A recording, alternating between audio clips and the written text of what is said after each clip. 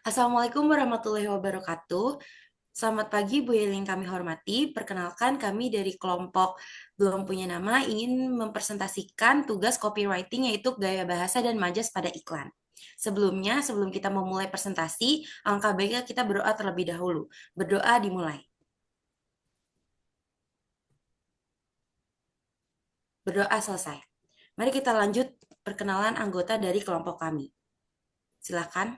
Sebelumnya, perkenalkan nama aku Rizky Cantika Ramadina dengan NIM 1060121400278. Saya Dasya Kaina Madiutama, NIM 1060124000089. Saya Fania Melissa Howard dengan NIM 1060124000219. Saya Anissa Jasmine Yusuf dengan NIM 1060124002400. Saya Sabrina Aurelia Heriadi dengan NIM 1060114001106. Oke, sekarang kita lanjut ke pengertian gaya bahasa dan majas. Silakan akan dijelaskan oleh Nana. Oke, selanjutnya yaitu pengertian gaya bahasa dan majas. Nah, majas sendiri adalah salah satu bentuk gaya bahasa untuk mendapatkan suasana dalam sebuah kalimat agar semakin hidup.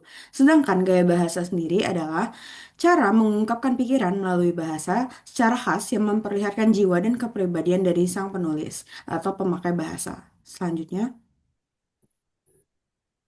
Nah, selanjutnya di sini kita bakal bahas ada 4 gaya bahasa, yaitu ada majas perbandingan, pertautan, pertentangan, dan perulangan. Nah, majas perbandingan sendiri adalah majas yang membandingkan atau menyandingkan antara suatu objek dengan objek lainnya. Terus selanjutnya ada majas pertautan, yaitu majas yang menggunakan hubungan atau keterkaitan antar suatu hal dengan hal lain untuk menimbulkan makna tertentu. Selanjutnya yaitu ada majas pertentangan, yaitu majas yang digunakan untuk mengekspresikan suatu hal dengan cara mempertentangkan dengan hal lainnya. Selanjutnya itu ada majas perulangan. Majas perulangan sendiri yaitu adalah majas yang menekankan suatu kata, frasa, atau kalimat dengan cara mengulanginya untuk menambah penegasan, keindahan, atau emosi dalam suatu ungkapan itu. Selanjutnya. Oke, sekarang lanjut ke gaya bahasa perbandingan yang akan dijelaskan oleh Dasya. Silakan Dasya. Di gaya bahasa perbandingan ini ada dua majas, itu majas personifikasi dan majas metafora. Untuk majas personifikasi ini adalah gaya bahasa yang membandingkan benda atau objek tak hidup seolah-olah memiliki sifat seperti makhluk hidup atau manusia. Untuk majas metafora, itu gaya bahasa yang membandingkan dua hal berbeda secara langsung tanpa menggunakan kata pembanding, melainkan menggunakan kata kiasan.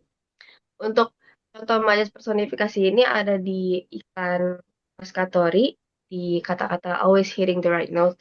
Ini keram kayak majas personifikasi karena snack ini kayak digambarkan seolah-olah bisa bermain piano kayak manusia.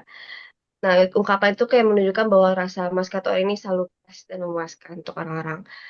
Dan kalau majas metafora ini ada di contoh iklan Milo, di kata-kata dapatkan energimu kembali, seolah-olah ini tuh kayak apakah sesuatu yang bisa direbut kembali kayak benda. Dan ini tuh kayak menekankan bahwa Milo tuh mampu memulihkan tenaga dan membuat tubuh kembali bertenaga setelah lelah beraktivitas. Oke, yang kedua ada gaya bahasa pertautan yang akan dijelaskan oleh Fania. Silakan. Oke, guys ya, gaya bahasa pertautan. Ada dua, yaitu majas sinekdote dan majas metonimia.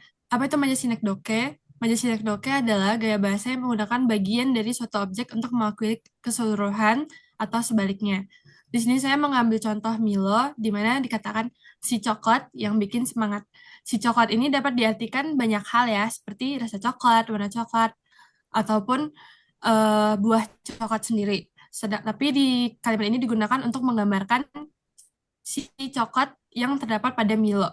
Kemudian majas metonimia adalah gaya bahasa yang menggantikan satu kata dengan kata lain yang memiliki hubungan erat.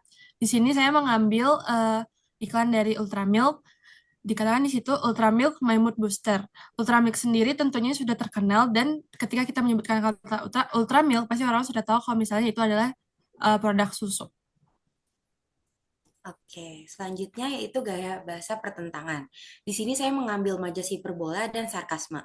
Nah, untuk majas hiperbola adalah gaya bahasa yang melebih-lebihkan sesuatu hal untuk memberikan kesan dramatis dan kuat. Sedangkan majas sarkasme itu adalah gaya bahasa sindiran yang kasar dan belak-belakan digunakan untuk mencela, menghina, atau mengekspresikan kemarahan dengan kata-kata pedas. Untuk contoh iklannya, untuk majas hiperbola, saya mengambil contoh iklan dari produk pembersih antara pembersih apapun itu deh pokoknya.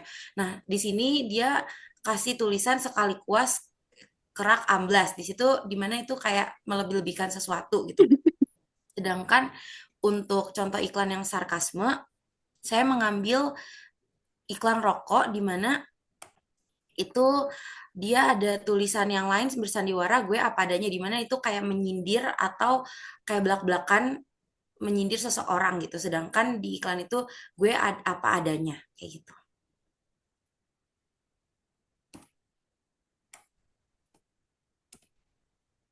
Selanjutnya ada gaya bahasa perulangan yang akan dijelaskan oleh Sabrina. Silakan Sabrina. Gaya bahasa perulangan. Saya mengambil dua majas, yaitu majas epistrofa dan majas simploke. Majas epistrofa yaitu gaya bahasa repetisi yang mengulang kata atau frasa di akhir kalimat atau akhir baris secara berurutan. Contoh iklan majas epistrofa, saya mengambil kopi kapal api. Kenikmatan hangat di setiap tegukan. Dan yang kedua yaitu majas simploke. Majas simploke jenis majas repetisi yang mengulang kata atau frasa di awal dan akhir beberapa baris atau kalimat secara berurutan. Contoh iklan majas simploke, saya mengambil dari teh pucuk harum. Sugar free, tetap nikmat manisnya untuk gaya hidup sehatmu.